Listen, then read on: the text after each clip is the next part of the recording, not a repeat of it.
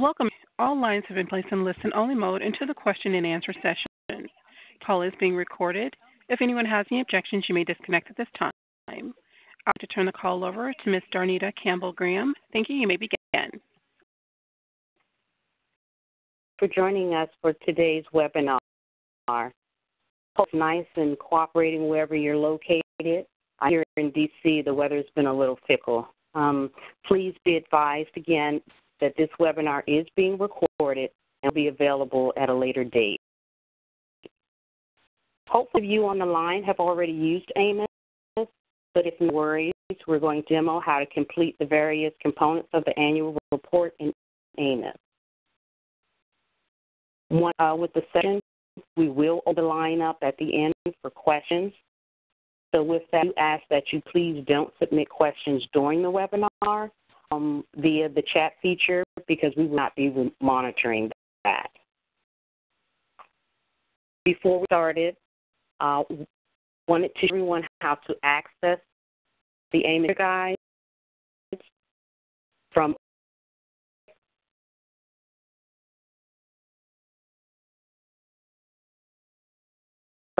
click on Tools and Resources button in the upper right-hand corner.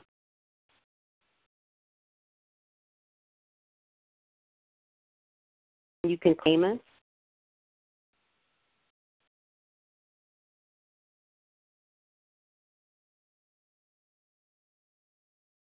And the AMIS materials. For user guide, scroll to the bottom of the manual guidance and you'll see it. It's CDFI, NACA, FATA, NACA compliance guidance.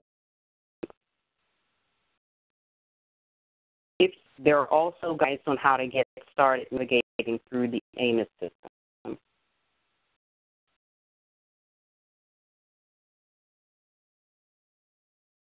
As a reminder, you find your annual report submission deadline in your assistance agreement, which in reports you're required to submit and the dates that are associated with them. The covered by reports, and I'll assume you probably have reports coming due this month, the end of this month, June 30th. Also, assistance agreement. A copy has been uploaded under the Notes and Attachments section on the detail page with AMIS, all the applicable awards, so it's easily accessible to you.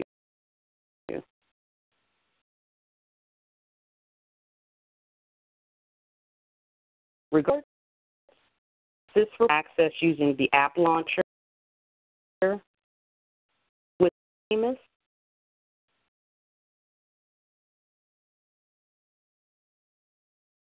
We just want that out before we get started. But the report detail page is not going to be updated automatically. These reports have been submitted. Your managers, we upload those manually in the system. Excuse me.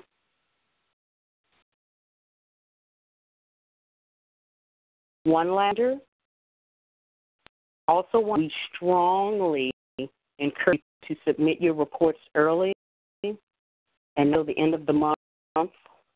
Generally, large volumes of traffic is expected, which cause delays and issues with you submitting your reports on time, especially regarding FIS.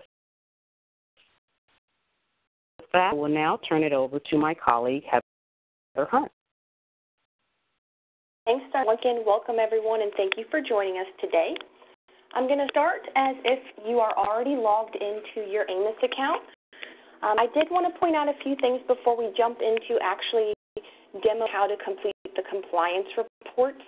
I just wanted to point out two things. So one of the enhancements that hopefully all are aware of with the transition from my CDFI fund account to AMIS is if you have multiple awards, you only have to submit your financial statement audit report and an A133 report if you actually meet the $750,000 threshold once on the organization detail page in AMIS. you had multiple awards previously, you had to upload them for each award. So that's enhancement. And then there are what we refer to as award-specific reports. So what that means is for each award, you have to submit a performance goal and measures report, the use of award report. If it's a TA award, you have to submit the SF 425 report for each award. I did just want to show, if you're logged into AMIS, if you click on the Organizations tab, if you don't see your organization under here, you can hit this drop down and hit Go. It will display your organization. You'll click on, this is the organization we're going to use for today's demo, the AMIS Test Regulated. And you'll see all of your organization information. So we're just going to scroll information for today's presentation. Scrolling down. So as I mentioned, here are your financial statement audit reports. As you submit them over the fiscal years, you will be able to retrieve all your previous records, as well as once we complete the reviews of the A133s, if you do have one completed, the same goes for those. And the way you actually access your award records are clicking the Awards tab, and then same thing, if you don't happen to see your award here, just click this All button and hit Go, and then you will see all of the award numbers listed down here below. I did want to point out a few things. So AMIS creates what we call these unique identifiers. So you'll see right here, there's this hyperlink. You can always click on it, and it's going to navigate you to that corresponding web page. So I just clicked on that award record. Taking me to the award detail page, and you can click on this AMIS Test Regulated, and it's going to take you back to your organization detail page. Last thing I wanted to point out is this reporting schedule feature. You can use this to help track your report deadlines, any upcoming reports that are due. You will see once a report gets submitted, the submission indicator is going to change from red to green with a green checkbox. But once again, you can click on this hyperlink here. It's going to take you back to the award detail page. Click on this organization detail link, and this is to take you to your organization detail page. So as previously mentioned, the ILR and the TLR are tracked in the reporting schedule. They're labeled as SIS reports. But once you submit them through your My CDFI account, the reporting schedule does not get updated automatically. Once we complete our report reviews, we'll go in and manually update that date received. So don't be alarmed if once you've submitted the ILR and the TLR, if you have one due, if you don't see the report receipt updated automatically. It does take some time, so there is a bit of a delay. So what I'm going to do is go ahead and start with the financial statement audit report. Just to show you, once again, this is one of the reports that gets submitted on the organization detail page. So we're already on our organization detail page here. And if you're going to submit a financial statement audit, you can go about this two ways. You can use these links up here, or to the bottom of the page. It's going to take you to the same place.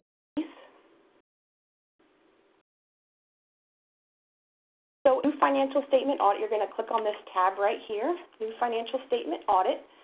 And I do want to point out anything that has a red bar next to it, those are mandatory fields. And then you see these little help test bubbles. If you hover over them, they are going to provide you with some help text, so you can refer to those if needed. The report, you are going to select the fiscal year that you are reporting on. So for most of you, you're going to be, if this was a real report, submitting your financial statement audit reports fiscal year 2017, because your fiscal year end would have ended on 12/31. So I'm going to select 2017, and then it's going to answer these questions accordingly. So first one, upload financial statement audit, either yes or no.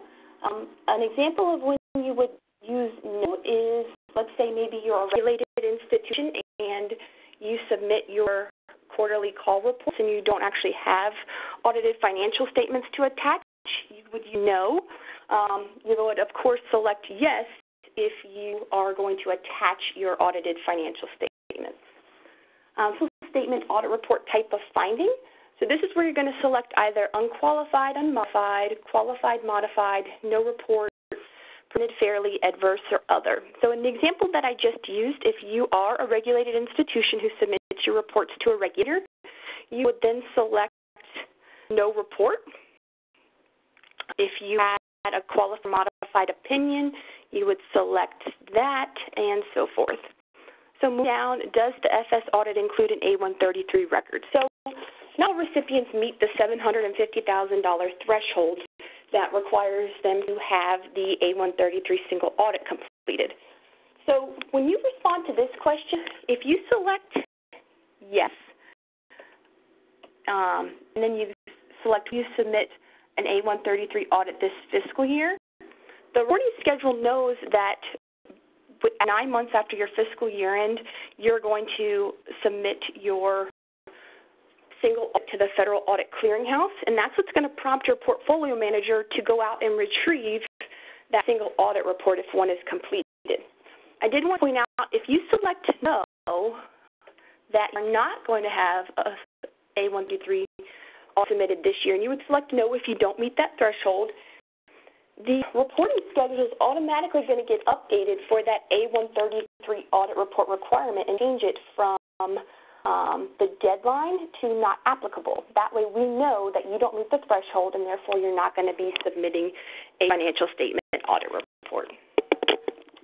So I'm just going to continue my way through these questions. We'll just choose yes for this.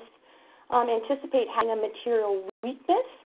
We're just to say, for this example, yes. So that's if your audit was completed, if the auditor found have a material weakness, you would select yes for that. Was the weakness resolved by the fiscal year end? You can select yes or no. And if FS audit not submitted, why not? So going back to the example I used earlier, if you're a regulated institution, maybe you aren't required to submit one because it was submitted to the regulator, you would select that option. Maybe you have your final audit completed yet, therefore you would select not yet completed. So once you've chosen the correct answer, we're going to keep moving down. If for some reason you do not have the financial statement audit report complete, you'll answer these next few boxes, and these are text boxes, there aren't drop downs. So if the FS audit not completed, we're just going to type in not ready yet, date to be completed and submitted. We're just going to say 9/30/2018, and this other please describe, we're just going to say not applicable. And just to point out, there aren't red bars next to these, so you don't have to necessarily answer those questions if they don't apply to you. And auditor correction confirmation. If you don't have any material weaknesses and you don't have a correction confirmation, you can just simply select not applicable. So once you've answered those series of questions, you're going to hit save. The system is now going to allow you to scroll down and attach your audited financial statements. But before we do that, I did just want to show you a few things. So based on the fiscal year end that you selected, AMIS automatically populates the performance start and end dates. So you'll see those dates there. And then scroll down. Now you'll see one right here, report receipt new. Once we hit the submit button, that's going to change from new to submitted. So just keep an eye on that. And if we're now ready to attach the file, you're going to hit attach file. You browse your desktop, and you can just select any file that we want to. We're going to attach file. So once you see, you're going to hit done. And my report receipt is still new. I have not hit the submit button. And you will scroll down here and now see your attachment. What I did want to point out, if you selected yes here and you try to submit without actually attaching anything, the system's not going to allow you to do so. It's going to tell you that you have an error, and it's going to want you to attach something before you're actually able to submit something. So once you are satisfied with your responses, you've attached your file, you're going to hit the Submit Report button. It's going to want you to confirm a few times, so hit OK.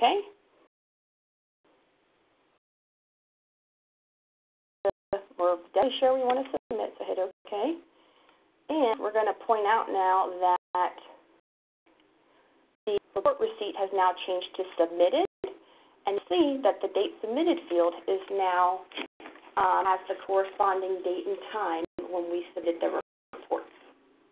Now, I want to point out, if you do have a 133 single audit that you want to submit, you're welcome to do so during this time. You'll also see when we get to the single audit section where you can upload your report there as well. You by no means have to submit it there. We just offer this as an option. If you have one completed, we will go ahead and retrieve it, like I said earlier, from the Federal Audit Clearinghouse. So going back to this financial statement audit report, let's say you had a qualified or modified opinion, and we need you to answer the series of questions for us to complete final compliance determination. Once your portfolio manager has reviewed your original report and reviewed the file, they'll send this file back to you for you to respond to a series of what we call explanation of non-compliance questions. Some of you may be familiar with this if you've had past awards and have had to work with your portfolio managers. So if that's the case, you will receive an automatic notification, and when I say you, it's going to be whoever's listed as the AOR on your detail page. So please, please, please make sure that that stays up to date. If not, you're never going to receive correspondence or up-to-date email communications from the CDFI fund. So I can't stress enough just to make sure that you're keeping your contacts up to date. One other thing I did want to point out, and this is also included in the user guide, is to make sure that you add the AMIS email address as a safe sender. That way, when we're sending email communications, they also don't get sent to your junk or spam account. So in the scenario that we're going through right now, your portfolio manager has already reviewed your financial statement report. They noticed that you had a qualified modified opinion, and now received the notification to review and complete the explanation of non-compliance questions. So navigate back to your organization detail page, scroll to the corresponding financial statement audit report that you to provide responses to, and you can click on this hyperlink again. We are in the financial statement audit report, and now see that there's a series of new questions that are available to you. So what you need to respond to these is you're going to hit the Edit button. Now, you can questions if needed. The only time you change those is if the portfolio manager indicated to you to do so. So I would leave those alone for the time being, and let's just look at these audit opinion and corrective action questions. So we want to respond. This is going to help the fund make their final compliance determination. So we're just going to answer this one, what caused audit opinion. We're going to use the example, just say my organization had no internal controls, actions to address audit opinions. I'm going to say that my organization developed, developed new internal control policy, and the current status of the corrective action, I'm going to say SOPs, have been developed and approved by my board. And last few questions, audit opinion corrected by fiscal year end, we're just going to say yes. And if not corrected, explain why. In my example, it did, so I'm just going to put not applicable. So, answered those series of questions. I'm going to hit Save. And I'm now ready, since I've responded to those questions, to go ahead and send this report back to my portfolio manager. So we're going to hit Submit Report. It's going to ask us again a few times if we really do want to submit. So we're just hit Submit, hit OK.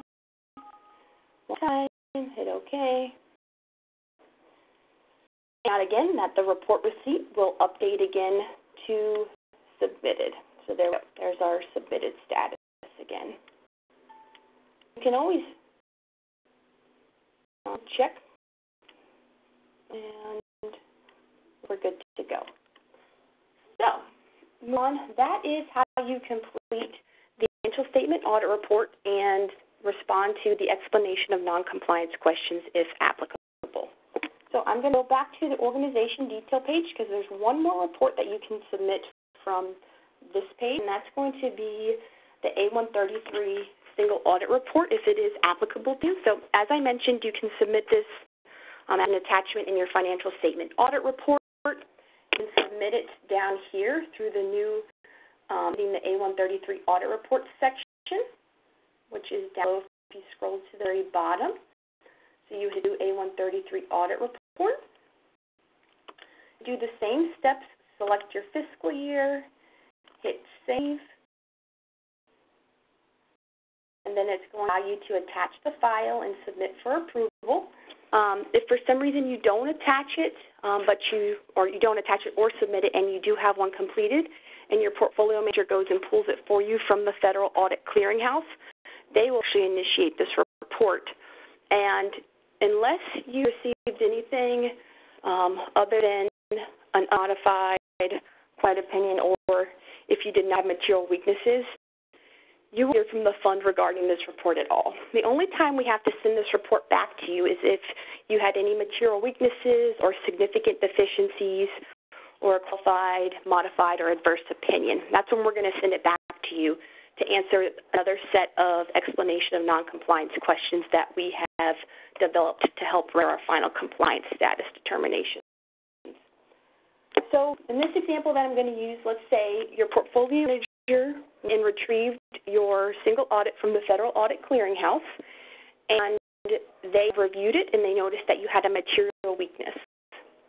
They will send the report back to you, and you'll receive, like I said, another automatic notification asking you to complete the explanation of non-compliance questions. So once in the correct A133 audit report for the corresponding fiscal year, this is one where my portfolio manager for this example already created it. They noticed I had a material weakness, and they've sent it back to me. You click on whatever the material weakness was. Again, it's similar to the financial statement audit report. You're going to hit Edit, and you're just going to answer the corresponding questions again.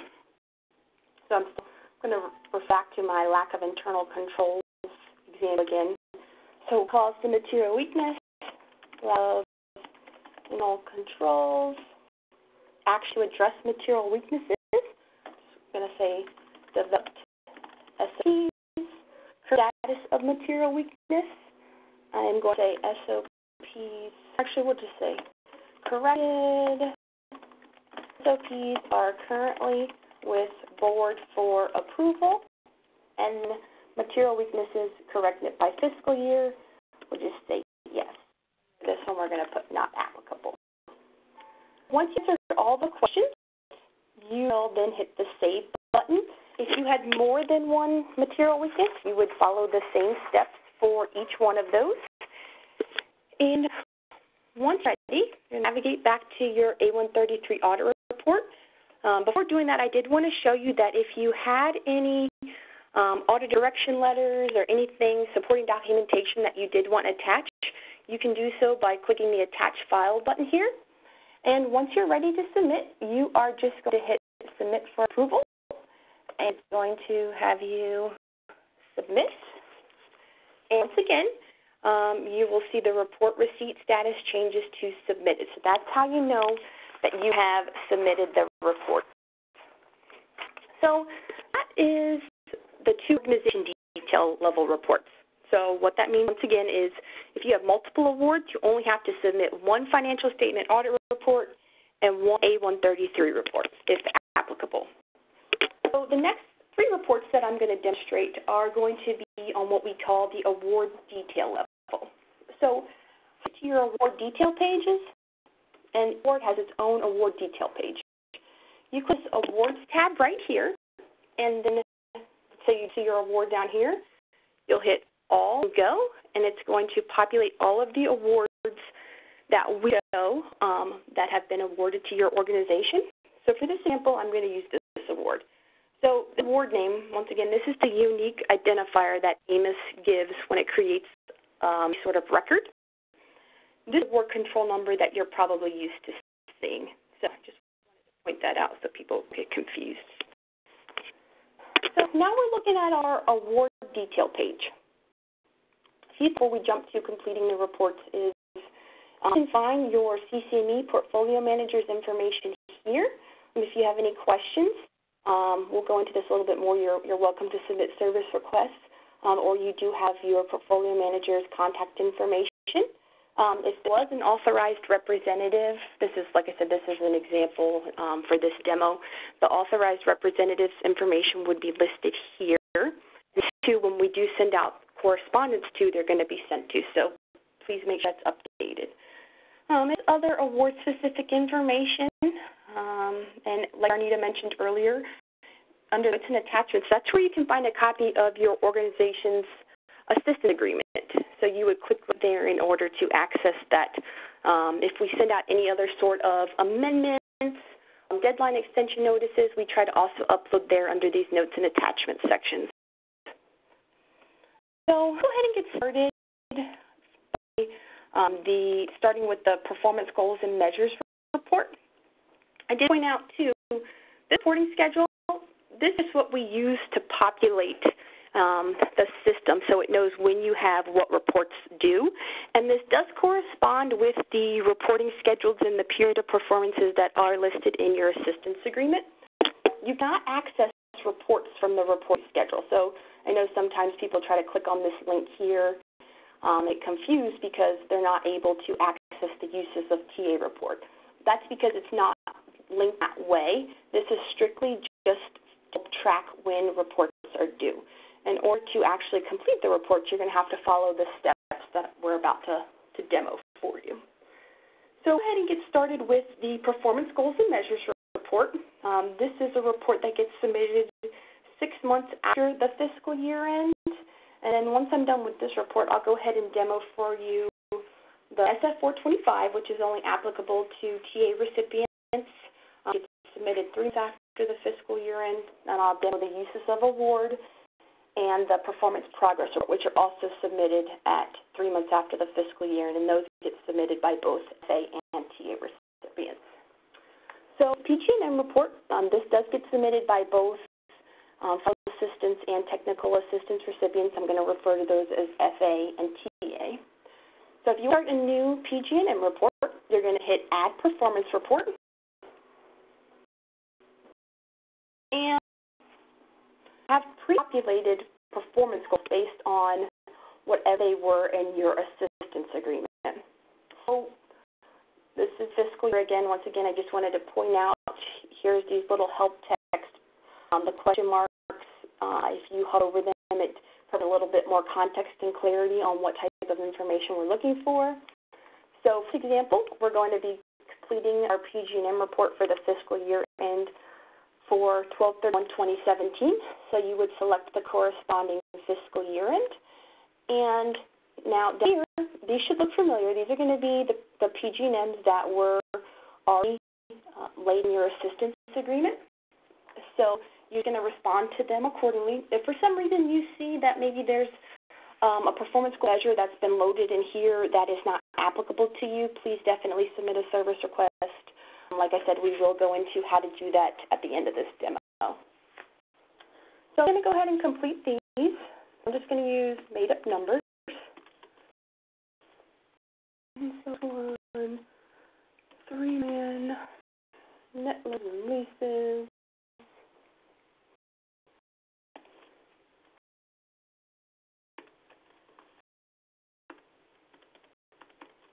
One.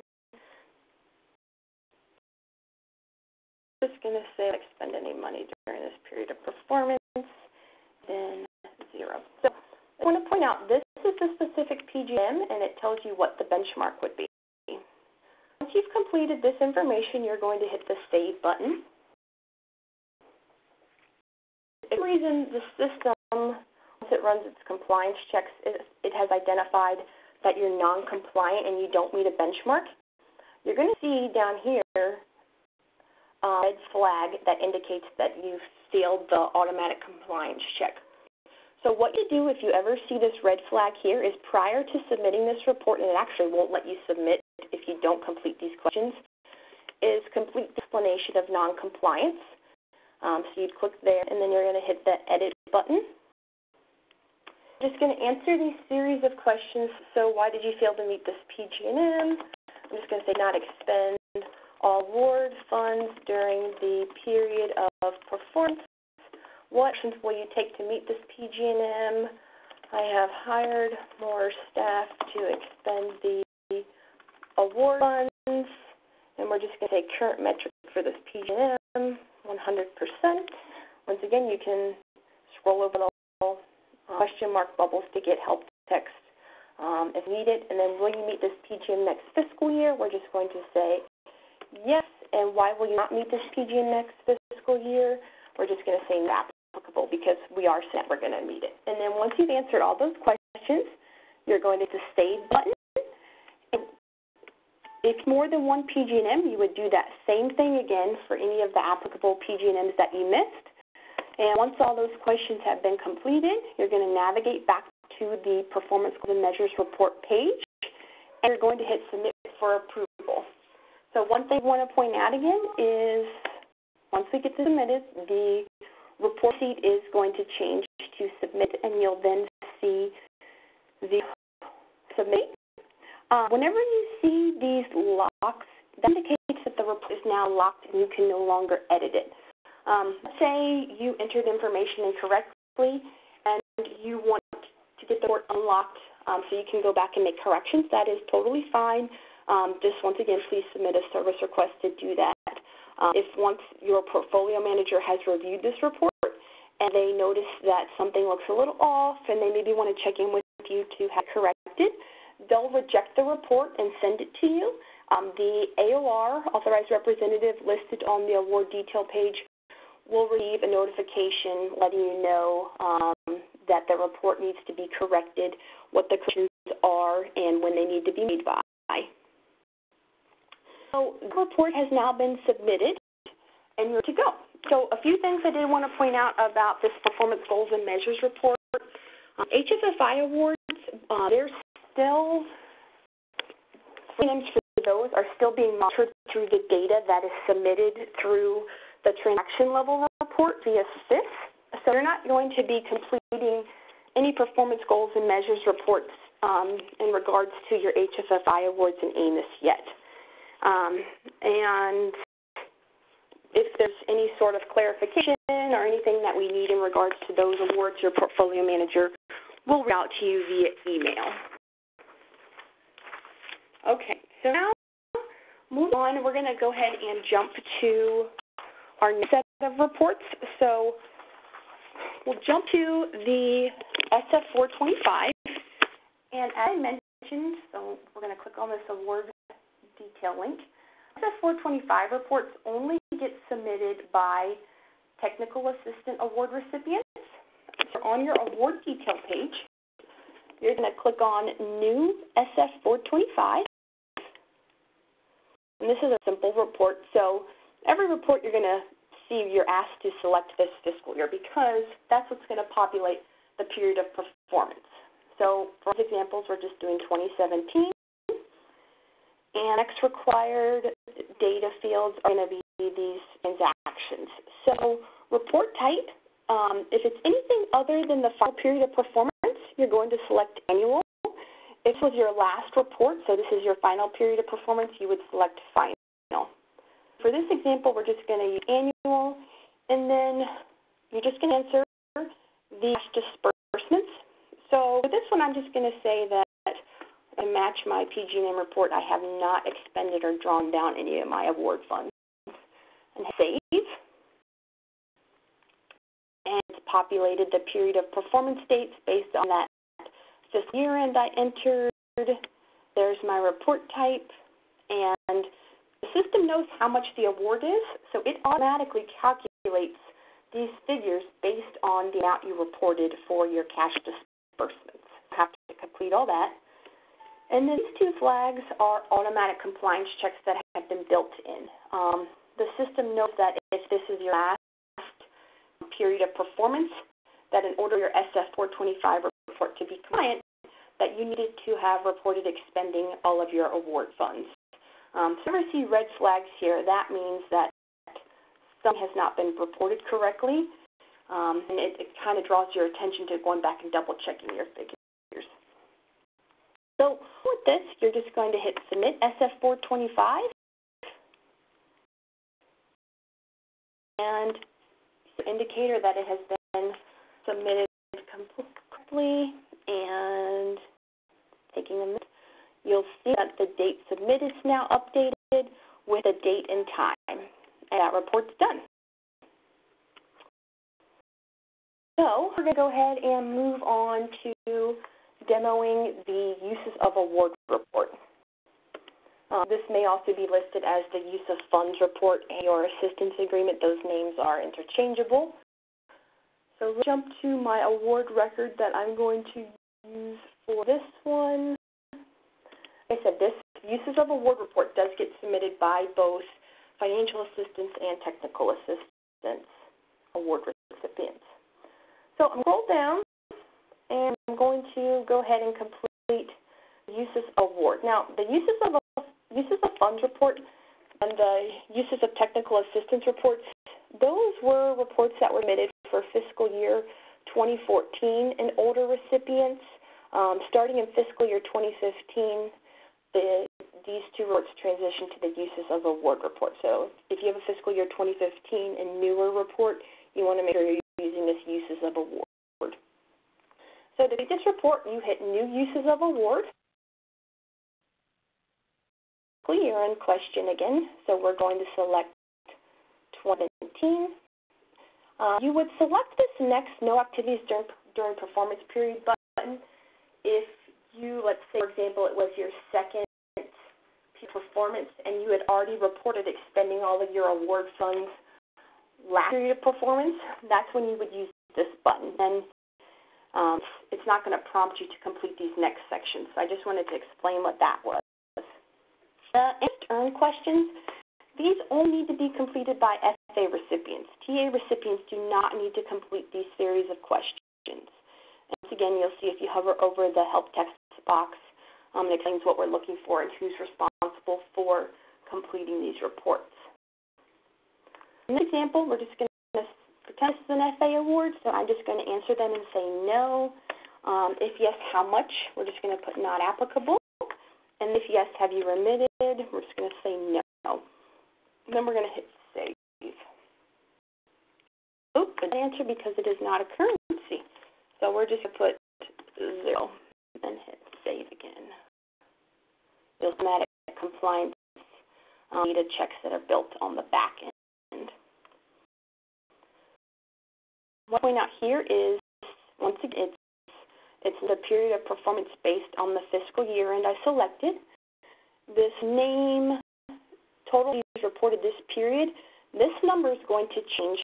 Keep an eye on this based on what information I'm going to enter down here under this categories of activities. The tort amount, this is the dollar amount of the award that was given to you. This is sum.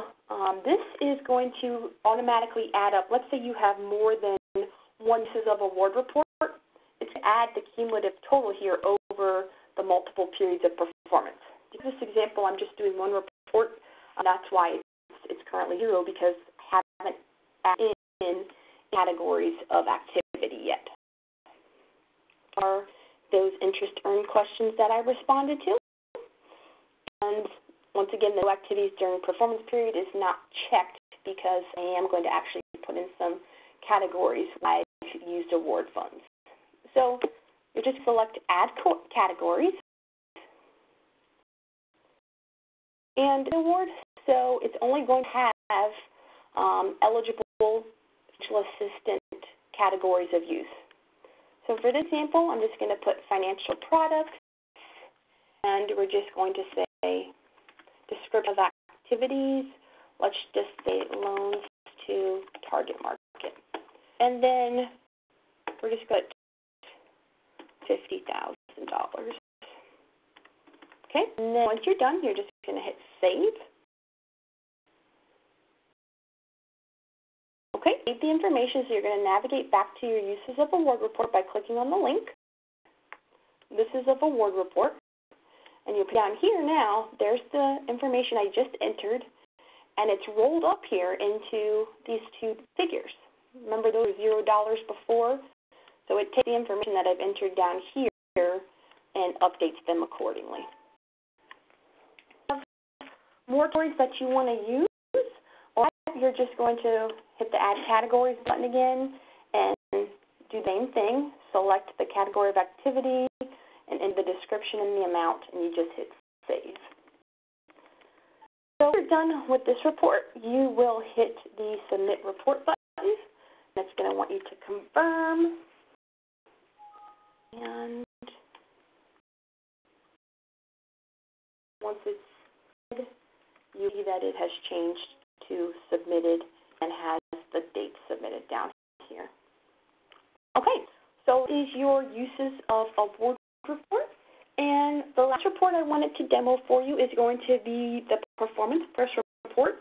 And once again, this is another report that is submitted by fiscal year 2015 and new award recipients only. If you have a 2014 or older award, you're not required to submit this Performance Progress Report or PPR. This is a new requirement that came out after the UAR came out. So we are back now on our award detail page.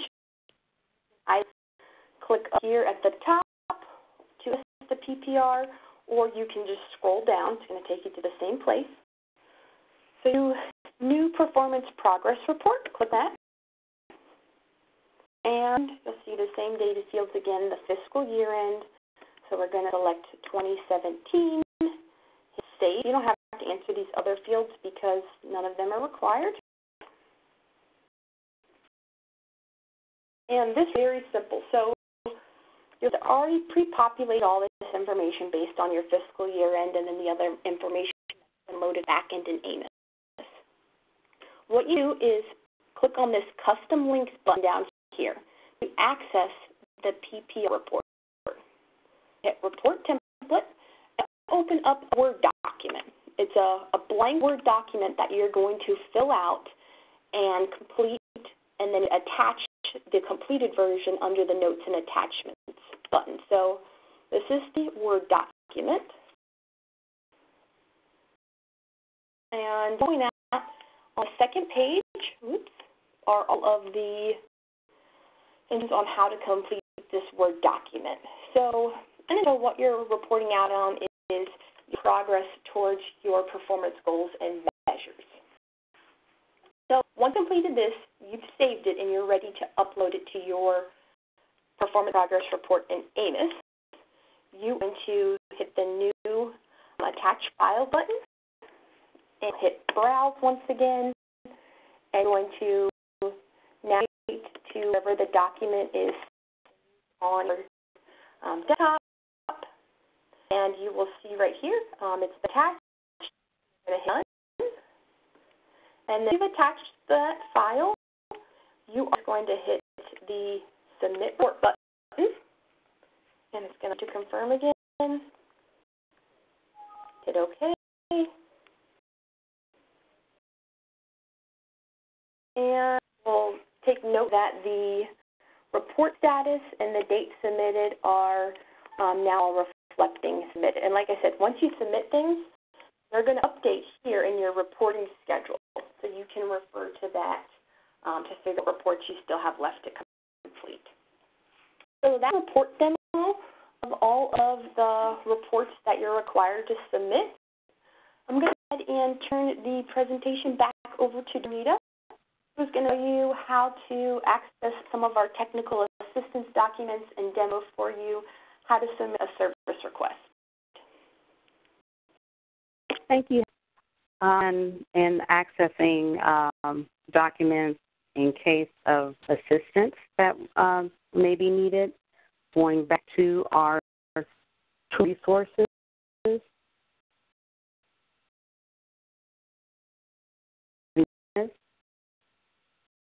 Again, the training manual, the user guide, it's where you see the contact.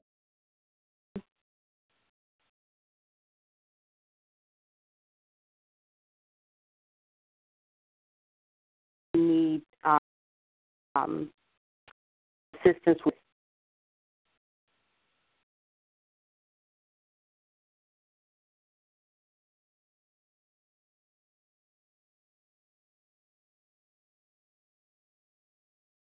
use information, the email address, the phone number, and those distinct guidance materials as well. And for purposes, you select the CDFI, IR, and TLR information.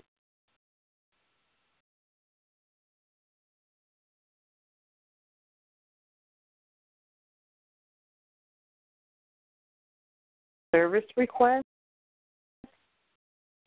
Submit a service request for various reasons. You need some help with completing a report. There's errors in your report, or you're unable to submit, or you're actually new to the process, so you're trying to find out who your portfolio manager is. Those are all reasons that you may need to submit a service request.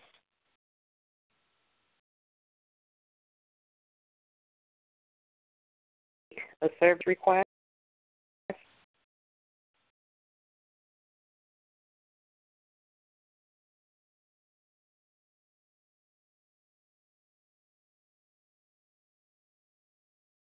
And for be filling general inquiry.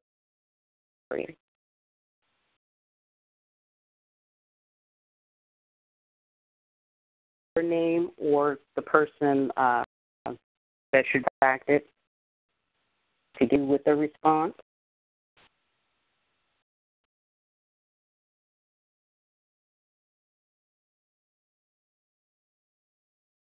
If they have the red line that states it's required field. Generally, select compliance reporting. That's by NACA. New. Encryption. Put detailed information. It doesn't have to be lengthy, but just enough details so that the person responding to your request can do so in a timely fashion.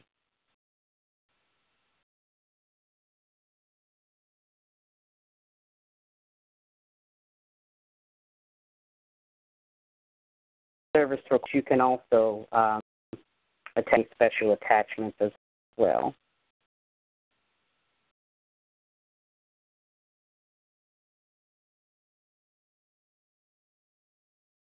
General requests are responded to within 24 to 48 hours.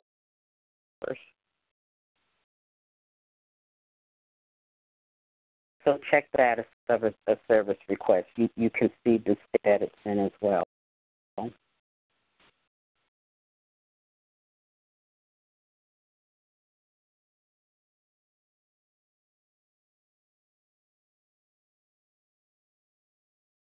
The status change anywhere from new to on hold to in progress.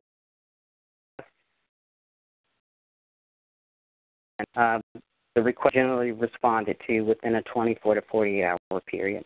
Some requests may take a little longer, just depending on the nature of the request.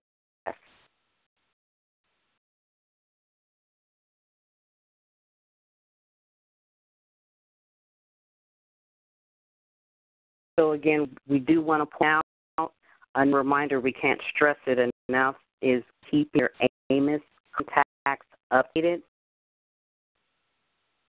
and make sure that the email is a safe sender.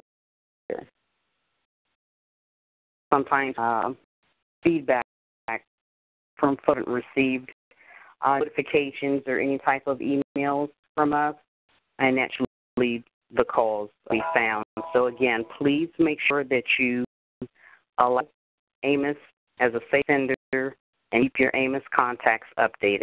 And if contact has to be changed or have left the organization, that's where you can also submit a service request.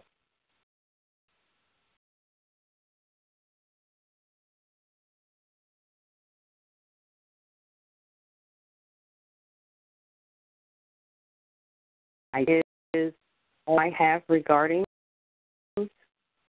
acceptance. Briefly open it up. If Heather doesn't have anything else, we will open it up for Q&A. Nope. Thank you. Operator, can you please go ahead and open up the line for any questions? Anytime if you'd like to ask a question, please press star one, and please record your name when prompted. If you to withdraw the question, you may press star two. Again, to ask a question, please press star one. One moment while we wait for the first question.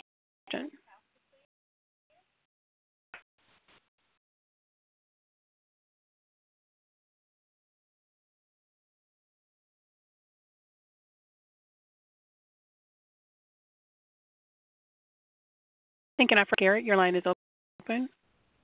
Hi, our issue is something that you've kind of addressed, and that is have 3 individuals here. They are listed as contacts under AMIS, but they have not ever received a notification for a password. I went in and got my password, and expecting to get an email, and never got an email from CDFI at all. Their junk, nowhere. And so we had 3 people who had multiple attempts trying to get an online password with AMIS, failed. And they never got any kind of correspondence from CDFI. Okay, I'm not sure as to what happened because they certainly should have received an email helping them to generate and get started with the password. If you submit a service request, that would certainly be taken care of. I was going to comment that the other issue that I've had is I did a service request in March, and the service request was to add a sub-CDE to our allocation agreement. And it was after the fact that we realized that sub-CDE had not been certified yet. But it was, I sent this service request back in March. I got no correspondence whatsoever from CDFI. And then in May, we realized that it hadn't been certified, so we sent in another service request, basically with the required documentation, which is a letter, a legal opinion letter, and something regarding the sub-CDE certification. So the moment there is that I sent a service request in March, and I had no correspondence back whatsoever. I didn't know what was going on with it. I just, nothing. I got no correspondence from the CDFI. I, on behalf of the CDFI fund, but certainly assure you that that's not typical. Again, like I said, typical is that you receive a response within 24 to 48 hours. So again, I apologize on behalf of the CDFI fund, but that's not typical. Billy Davis. Yes, hi. I'm wondering if on the transaction level report there are any new data points that we can expect to report on. I know in the past, maybe it was last year, there were a couple of new columns that showed up. Can you just confirm that there are no new data points? To our knowledge, there have not been any updated data fields from the last one. Generally, when they are, they post it under the SIS guidance material. But there are no surprise data points. Thank you so much. You're welcome. Next question comes from Karen Benning. Your line is open. Thanks for taking my question. I have experienced some issues with browsers between the AMIS system and the CIIS system. It seems like the browsers that work best for AMIS aren't really supported by CIIS, and maybe vice versa. So I just wanted to clarify which browser or browsers we should be using for the AMIS system. Thanks. That is I do know that Internet Explorer is one of the best. However, I do call some folks having some issues depending on their browser.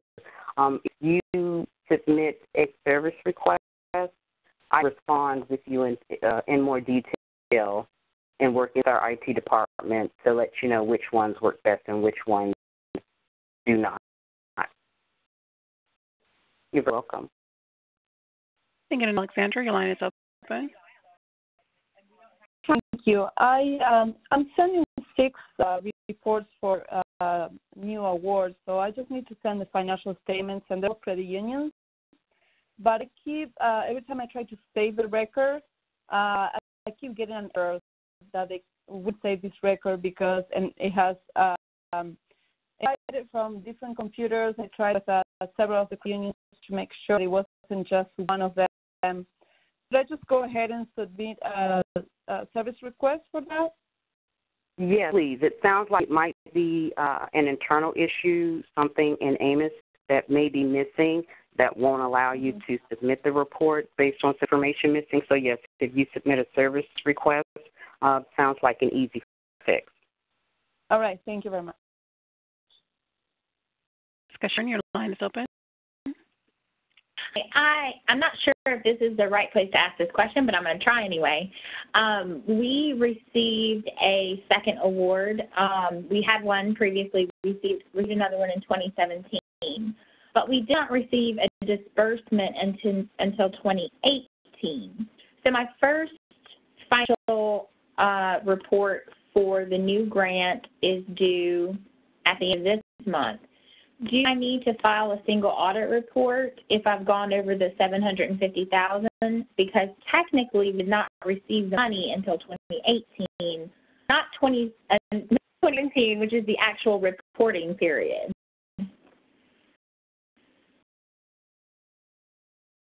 This is based on features of particular fiscal year end. So I don't know if that helps you or not. As long as we didn't expend that money. I'm sorry? So as long as we didn't expend more than the threshold in the fiscal year that I'm reporting on, I should not have to file one. Yeah, and just so you know, it does not only refer to the CDFI Funds Award, it refers to all federal funding. So just wanted to make people aware of that. Thank you. You're welcome. Speaker comes from Katie Chang. Your line is open. So we're an emerging CDFI, and we just received a TA award this past year, and it seems like we're only required to submit our financial statement. Do we submit the unaudited financial statement in the same section as the new financial statement audit? I'm sorry, you have a new TA? Yes, we're an emerging CDFI, and we have a new TA award. And according to our reporting requirements, it looks like we're only required to do the financial statement without the audit requirements. Let me know if that's wrong. And then do we submit an unaudited financial statement in the same section of AMIS, the one that's titled New Financial Statement Audit? No, you should be required to submit an audit. You need to double check your agreement, but yes, you should be required to submit an audit, and yes, you would submit in that same location. Okay, I'm looking at my performance assistance agreement, and it says on financial statements as applicable financial report due date, and that's the only one that's due. So who should follow up with this on? Do you know who your portfolio manager is? Yes, the portfolio manager, not the CCME manager. Yeah, follow up with her. Yes. Yeah, because it says on my reporting requirement, but is that unusual? Not typical? Everybody is required to get an audited report? In most. Oh, yeah, because that was my follow-up. Non-regulated, yes. We're VC. And as a follow-up, I can ask the portfolio manager, I didn't know when the requirement for the audited statements kicked in. I didn't know if it kicked in once we attained certification.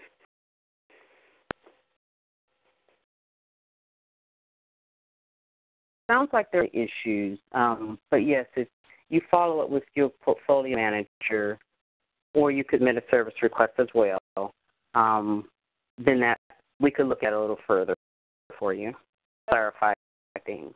Thank you. And then in my follow-up, what other issues do you foresee, or what should I ask them about, besides whether or not to do the regular financial statements or the audited ones? You just make sure you understand what's required of you and when to include it. Yep. Yeah, I just make sure we're on the same page. Thank you. You're welcome. Thank you, Herrera. Your line is open.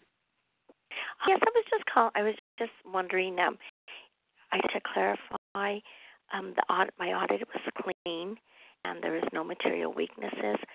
So notice I submitted 1 year presented fairly, and then modified, unmodified. So I just want to make sure which one is the correct one. No material weakness, and we have a clean audit. Those are acceptable. Generally, you would select unmodified, but either of those are acceptable. And to your point, I just also wanted to remind folks as well, that's another thing that sometimes come up, that recipients make they select the wrong audit type. So in the financial statements audit report, the second line item where it's asking you for the audit type, make sure you're paying attention that you're selecting the correct one.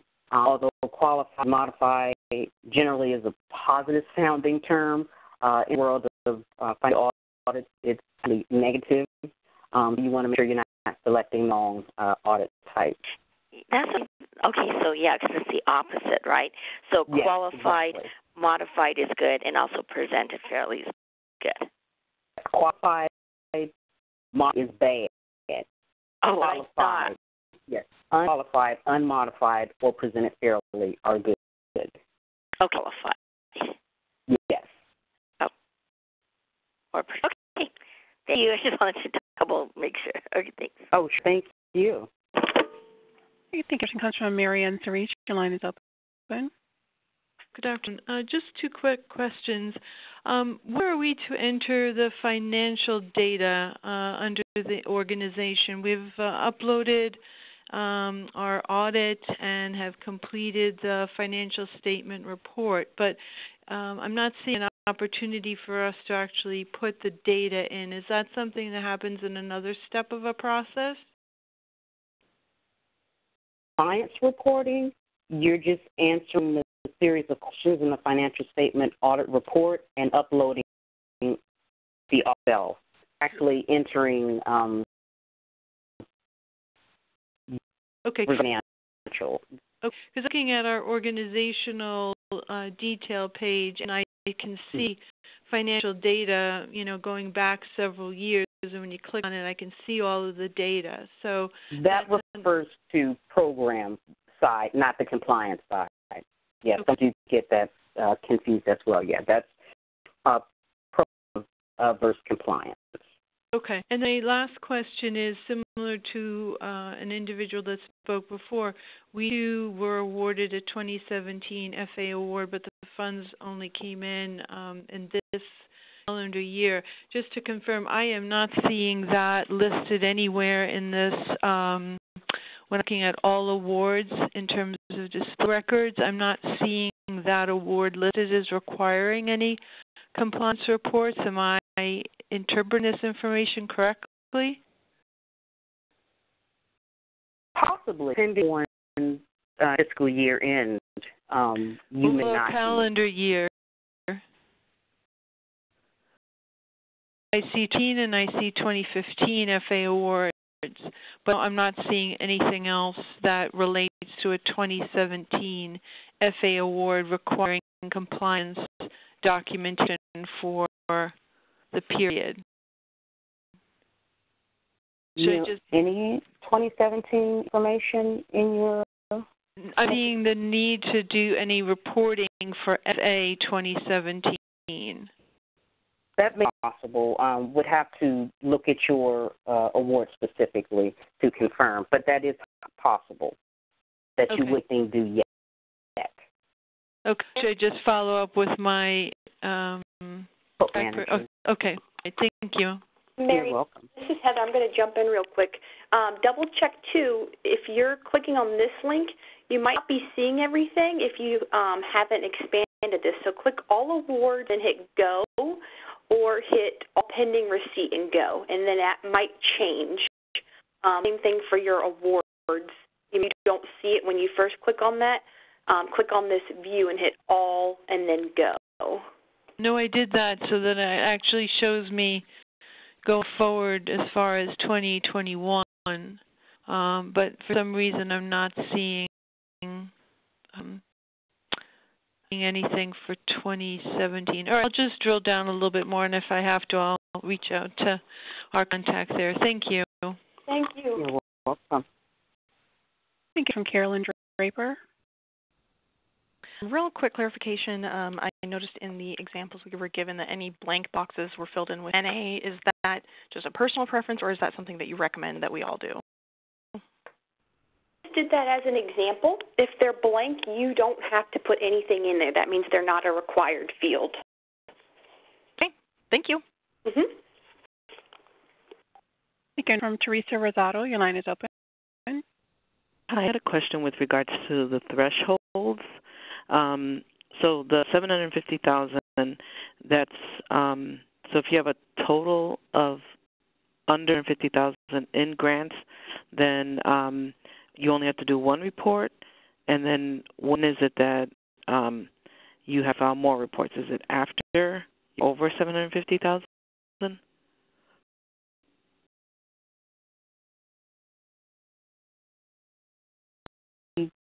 Total your question, but again, the threshold, the $750,000, refers to all federal funding. So, where a single audit would be required. So, and didn't understand it. So, you said that one report would have to be filed. They have to file, like if you had multiple grants, that's a little more than $750,000. In that case, do we have to do individual ones report, or if it's less than $750,000 total, then just the one? I think there are two things here, if I'm hearing correctly. Okay. If you have multiple awards in your CDFI fund, then you need to submit one audit, one financial statement report and audit. Okay. For any and all active awards. Regarding, again, the $750,000 threshold, that refers to the single audit required for all federal funding and not just the award funds. But again, submit the one. Okay. And what type of award do you have? Do you know if it's an FA or a TA? It's a TA. Okay. Oh, sorry. That's okay. So, Luke, you would have 3 months after your fiscal year end, you would have your performance progress report, your uses award, and SF 425 reports due. And then 6 months after your fiscal year end, you'd have your performance goals and measures and your financial statement audit report, if that's applicable, as well as the CIS reports, institution level. Mm-hmm. Yep. Okay. And say that one more time. We are actually a credit union. So. Yep. Apply. You'd still submit all those same reports, and when completing the financial statement audit report, you would just indicate that you did not attach a report, and it asks why. You would just put submit to regulator. Okay.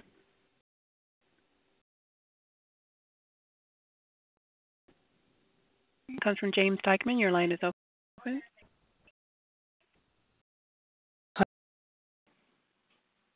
Yes. Perfect. Wondering, the TLR has a template, and I was wondering last year the ILR had a PDF template. I was wondering if you knew where I could locate that, if it's in the CIS or where I might see that. Yes. Located under CIS courses. Okay, into the system, and then there would be a PDF. Yes. Okay, one from last year, and I was just trying to locate that TLR template there, and I didn't know. Yes, and this was housed from the yes. Okay, perfect. Thank you. You're welcome. I show no further questions. Again, as a reminder, if you'd like to ask a question, please press *1, and please record your name when prompted. Please, we do have an additional question. One moment.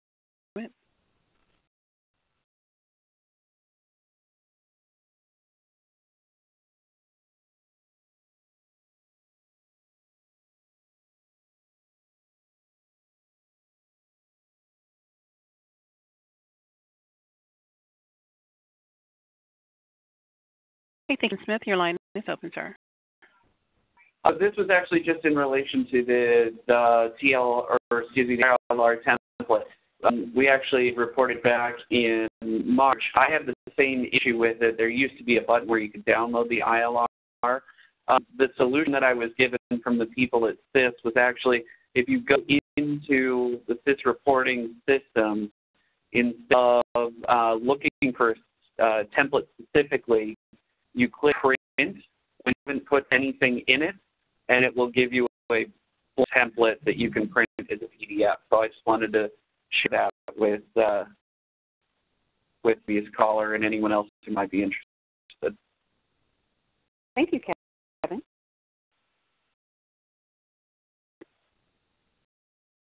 Okay, thank you, Lawrence. Your line is open. My name is Lawrence McConey from PIDC. It appears that we may have uploaded some of our financial statements to an area that says organizational related attachments. Do we need to correctly load that to the financial audits? Yes. Yes, some people do make that mistake as well, where they upload them at the top of the detail page, where there are a lot of other based. But those refer to, again, the program attachment. For client's purposes, you would scroll down there under the financial statement audit section. Thank you. You're welcome. A question from Karen Benny. Your line is open. Hi again. I thought of a second question, which regarding the CIS system. And I might be asking this every year, I know, but are there plans to eventually phase out the CIS system? I know there are folks thinking us who I think view using systems as a little bit more burdensome. So I was just wondering what the thinking is right now at CDFI about that. Thanks. Certainly, my fund is into that to decrease the burden of such reporting on recipients as well as internal staff. So regarding that, I would suggest you stay tuned to all of the notifications and publications because more information is scheduled to come out this year. Cool. You're welcome.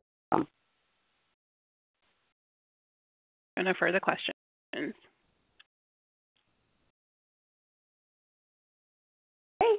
Well, thank you all again for joining us for this webinar. And just to reiterate, if you do have any follow-up questions or need additional guidance, please don't hesitate to submit a service request via your organization's AMIS account. And as Darnita mentioned earlier on the call, this will be posted and made publicly available at a later date. So thanks again. Thanks for today's conference. You may disconnect at this time.